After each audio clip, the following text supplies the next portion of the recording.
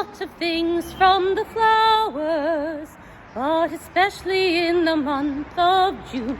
Oh, there's a wealth of happiness and romance, all in the golden afternoon. Yes, I'm a singer. I sang.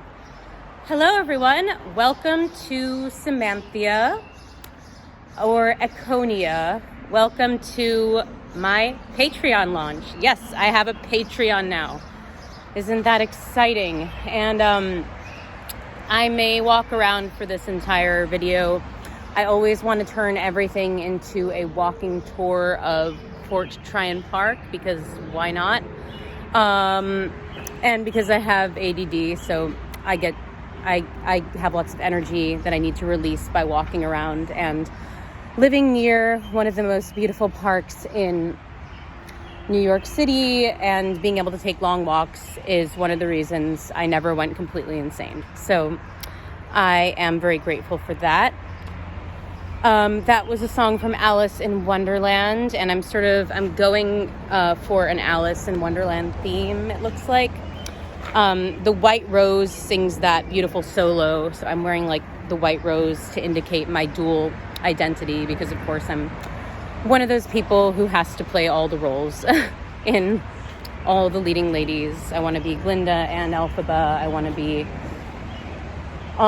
Peter Pan and Tinkerbell and everyone. But, you know, Alice in Wonderland, I think I'm meditating on the Alice in Wonderland archetype, because I just think I do think that's one of the most underrated Disney movies. She's the only Disney heroine to ever sing badly as part of her character development, because she goes into the garden and they realize that she's not a flower, and she's like, "But I'm a little girl," and they're like, "What kind of a flower is that?" And then they call her a weed, and hence I made myself a chain of weeds. But yeah, Alice in Wonderland is it's a very unique story, because it's literally just about a kid that gets bored and falls asleep. So I love that. I think that's one of the reasons it's one of the greatest Disney movies of all time, because they're very true to the source material. And they're very much like just leaning into the childlike aesthetic element, and really just not even trying to send any sort of a message that's not already encoded in the text. But as you all know, I like to do a lot of inner child work, and that's partially what all this is about.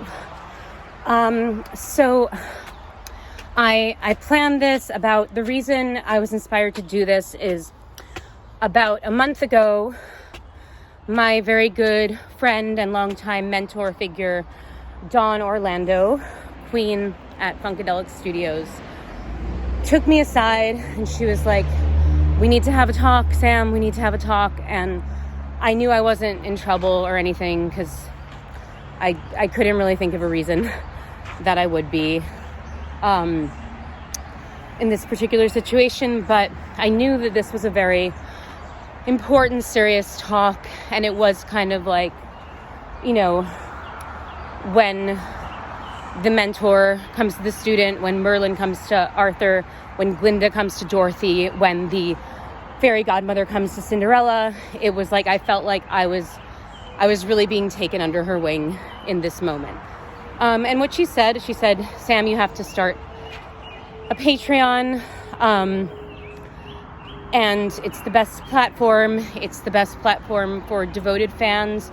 You don't need to have everyone in the world be a fan of yours. You just need to have some fans who are devoted enough to donate a small sum of money once a month or once a year." And I was like, you know, I was really inspired by the fact that she believed in me that much, because when I first came to Funkadelic Studios, I was like, I had just started out. I just started performing live and putting myself out there as a singer-songwriter. I had spent my entire early 20s just kind of sitting on all these songs that I'd written and just really being being afraid of people, being afraid to go out into the world. I just remember like when I was like 22 and I just moved out of my parents' house, I remember I was with a couple of my coworker friends at the time who I'd run into, and I was helping my friends sell shoes. I was doing like a shoe sale, and I was talking to random people and trying to like talk up the product.